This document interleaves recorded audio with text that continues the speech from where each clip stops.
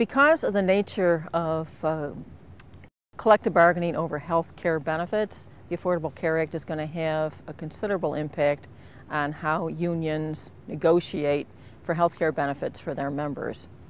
Health care has been probably, in almost all unions, the number one bone of contention during negotiations, as employers see it as a way that they can reduce their own expenses, and unions try to hang on to as much as they can for their members because it is such a high cost item for workers. So unions have worked so long and hard to get health care benefits for their members.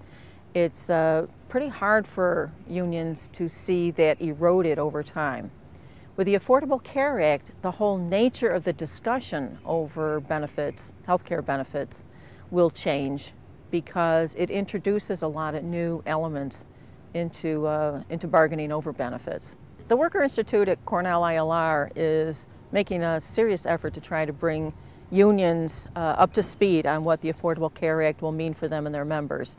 So we've already hosted one day workshop on the topic, and we've done some webinars, and we'll be doing more webinars for a national audience on what the Affordable Care Act will mean for unions. And we're also holding a couple more one-day conferences, workshops on how the Affordable Care Act should be playing out in collective bargaining process.